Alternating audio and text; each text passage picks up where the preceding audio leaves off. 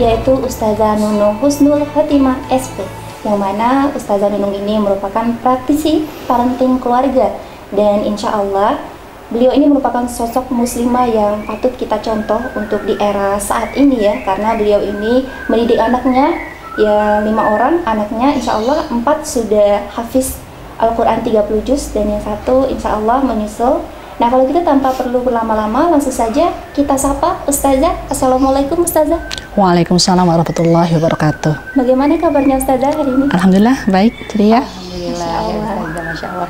Dan Ustazah, hari ini tema pembahasan kita adalah bagaimana hakikat muslimah dalam Islam sesuai Al-Quran dan Sunnah tentunya Ustazah dalam membangun peradaban. Kalau kita bicara tentang membangun peradaban dan peran muslimah nih Ustazah, mungkin akan sangat erat kaitannya dengan peran ibu dalam mendidik anaknya, kemudian dalam mendampingi suaminya ya Ustazah. Nah, mungkin sebelum jauh kepada peran dalam membangun peradaban Ustazah, mungkin dari persiapannya dulu boleh dong sedikit Ustazah, kira-kira apa sih persiapan khusus yang memang harus disiapkan oleh para muslimah tentunya untuk memberikan pembangunan peradaban yang baik gitu Ustazah? Ya. Masya Allah ya, Alhamdulillah ya. Jadi pada dasarnya seperti kita ketahui ya, bahwa bagus tidaknya suatu negara ya sangat ditentukan oleh kualitas wanitanya ya, penduduk wanita yang ada di negara tersebut. Mengapa demikian gitu ya? Karena wanita itulah kelak waktu dia nanti menjadi seorang ibu, dia menjadi pendidik madrasah pertama anak-anaknya. Jadi ini harus dipersiapkan dari mereka sebelum menikah ya.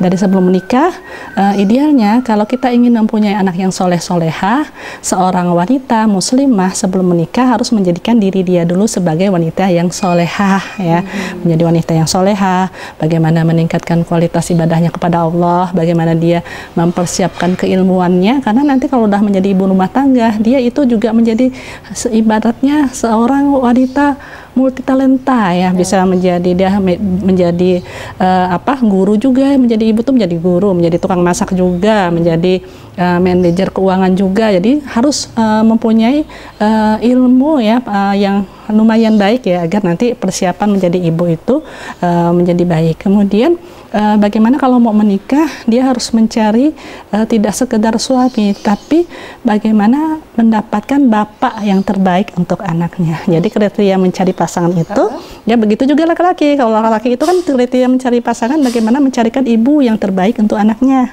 Jadi bukan sekedar oh yang aku cinta, yang aku suka gitu ya, tapi bagaimana dia itu nanti baik untuk anak kita gitu. Begitu juga kita perempuan. Jadi bagaimana kita mencarikan yang terbaik ya, bapak yang terbaik untuk anak kita. Berarti mungkin selama ini mindset masyarakat ya Ustazah, terutama para muslimah gitu, ketika ditanya apa sih kriteria untuk cari pasangannya gitu ya, biasanya kan langsung ke fisik atau langsung ke sifat gitu kan. Tapi ternyata harus dipersiapkan yaitu kriterianya jadi bapak yang baik buat anak-anak. Ada sesuatu kriteria yang memang harus jangka panjang. Nah, maksudnya bagaimana nih kalau misalnya bersuamikan dia atau dia seperti itu Ustazah. Karena memang dari sinilah nih awal mulanya, nanti dimulailah tuh. Betul. Iya. Karena kalau kita ya untuk melakukan segala sesuatu, kita harus mempunyai tujuan ke depannya apa. Begitulah misalnya Allah menciptakan kita. Ada 2 alasan utama Allah menciptakan kita kan manusia ya. Yang pertama, wa ma khalaqtul jinna wal insa illa liya'budun ya. Allah menciptakan kita untuk sebagai hamba Allah, kita beribadah kepada Allah. Jadi idealnya seorang yang mau menikah, suami istri harus paham bahwa pernikahan itu sebagai bagian daripada ibadah ya. Kemudian bagaimana kisahnya waktu Allah itu berkata kepada malaikat ya, ini ja'ilun fil ardi khalifah, bahwa Allah itu akan menciptakan khalifah di muka bumi. Jadi kita punya visi juga ke depan bahwa kita itu tidak hanya sebagai hamba. Jadi bagaimana kita mempersiapkan diri kita, mempersiapkan keluarga kita untuk menjadi pemimpin. Nah, ya minimal pemimpin diri sendiri, pemimpin keluarga, pemimpin masyarakat, atau pemimpin yang lebih besar. Terkait persiapannya Ustazah untuk mencapai hal-hal tadi ya Ustazah, kira-kira persiapan awal yang harus dilakukan oleh seorang muslimah kira-kira seperti apa Ustazah? Itu tadi saya udah jawab simpel saja. Kita menjadi muslimah yang solehah. Kita berusaha ya, kita berusaha untuk menjadi muslimah yang solehah ya. Kemudian berusaha belajar ya, itu kan tadi ya belajar ya, belajar tidak hanya belajar ilmu-ilmu yang sifatnya misalnya kita mau kuliah di fakultas matematika atau fakultas apa, tidak hanya itu, tapi yang paling utama adalah ilmu-ilmu yang sifatnya fardu ain yang menunjang nanti fungsi kita untuk menjadi istri dan menjadi ibu yang baik. Nah, itu kita harus belajar juga. Nah, Masya Allah sekali pemirsa TV dan Mujahidin FM, yang mana sebelum kita menghakikatkan diri kita untuk menjadi pengubah atau menjadi satu sosok yang bermanfaat dalam peradaban Islam, yang harus kita pahami adalah untuk menjadi wanita yang soleha. Dan untuk menjadi wanita yang soleha tentulah harus adanya perbaikan diri kita dengan Allah Subhanahu wa Ta'ala. Sesaat lagi akan kami kupas lebih detail mengenai hakikat peran muslimah dalam peradaban Islam bersama Ustazah Nunung Husnul Khotimah.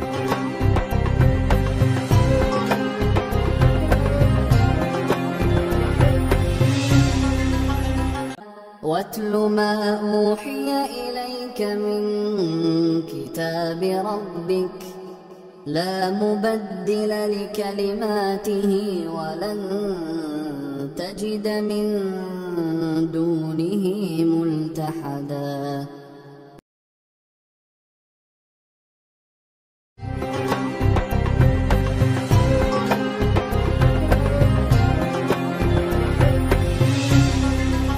Kita sudah membahas bagaimana sih persiapan yang harus dilakukan para muslimah sebelum menempuh jenjang pernikahan, yaitu harus menjadi muslimah yang solehah.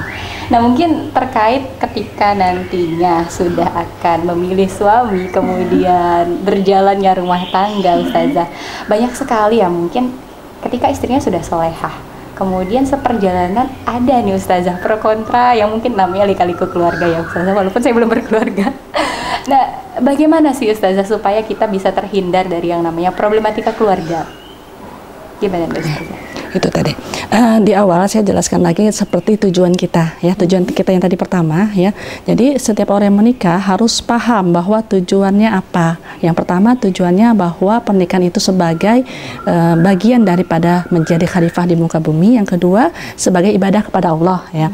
Jadi setiap orang yang mau menikah dia kan ibaratnya dia harus biasa ta'aruf ya, kenalan dulu ya, bukan pacaran kan. Jadi ya luruskan nih gitu. Ta'aruf kenalan dulu, di situ ditanyalah, jadi ada ibaratnya MOU, kemudian harus perlu adanya pertama adanya widatul ghoyah ya. Widatul ghoyah itu apa? Adanya kesatuan tujuan. Jadi harus sama-sama nih si calon istri tujuannya apa sih nikah gitu. Kalau satunya nikah cuma untuk sekedar dapat status ya, atau misalnya laki-laki cuma untuk hasrat nafsunya saja atau apa, nggak akan tercapai gitu. Jadi harus punya tujuan yang sama ya, widatul ghoyah ya. Kemudian setelah widatul ghoyah dia ada widatul fikroh ya, bagaimana dia mempunyai kesamaan pandangan. Kalau kita lihat bagaimana kisahnya Nabi Ibrahim dengan istrinya, kita lihat Masya Allah ya, waktu Nabi Ibrahim dengan istrinya Hajar ya, kisah-kisah di sini ada nih kisah juga tentang nabi-nabi ya. Nah, jadi kan sempat ya Hajar itu punya bayi ya, dibawa bayinya ke lembah yang tandus ya kan, lembah yang tandus di Mekah waktu itu belum keramaian, tidak ada air dan sebagainya. Tetapi akhirnya Hajar bisa menerima, kenapa? Karena dia mempunyai widatul ghoyah, udah ada widatul fikroh sama Nabi Ibrahim ya. Kemudian kembali ditinggalkan. Kemudian anaknya udah agak gede, datang mau dia apa? Mau disembelih.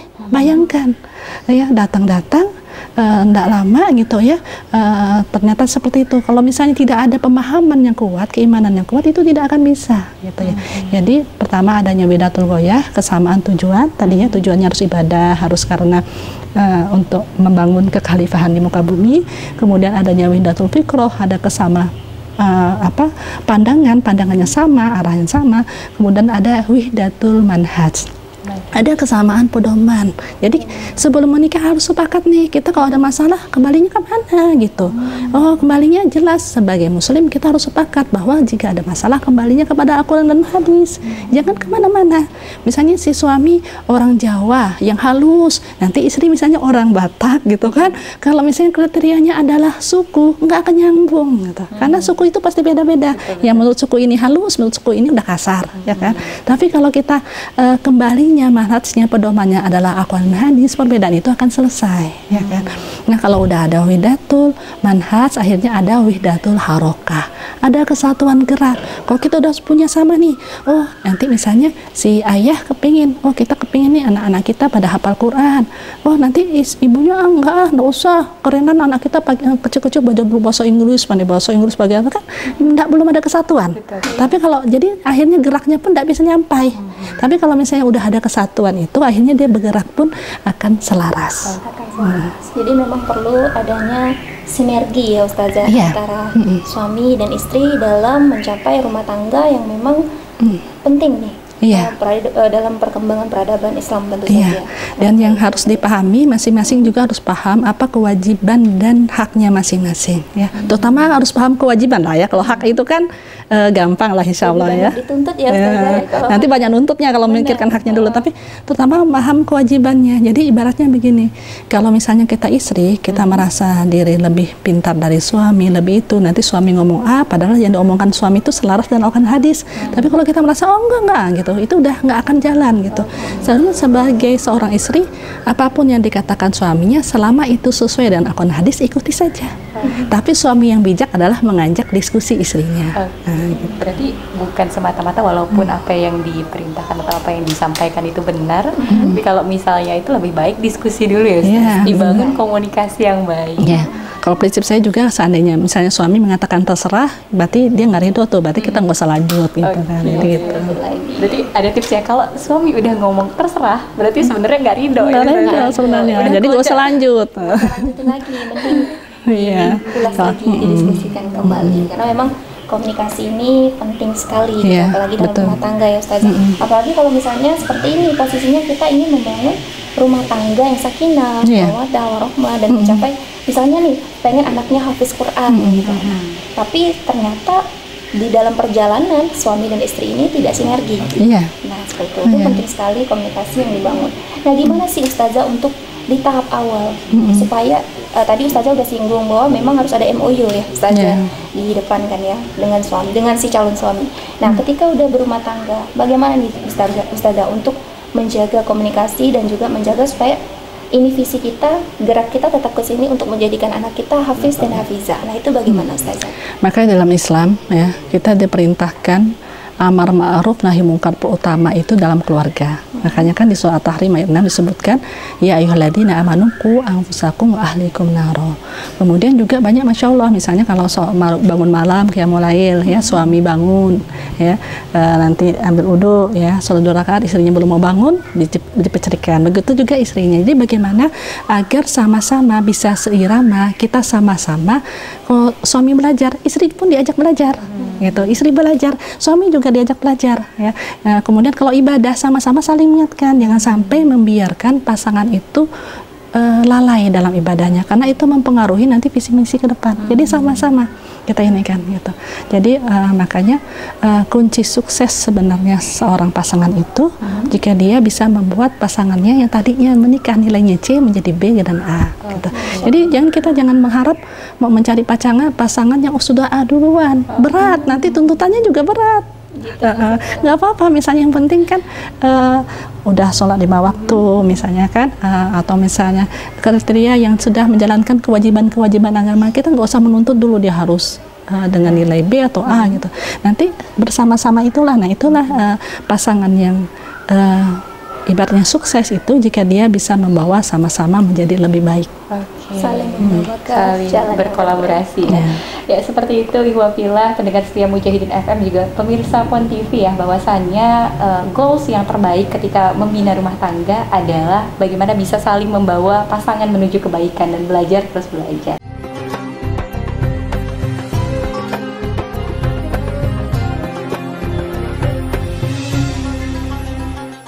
فبأي آلاء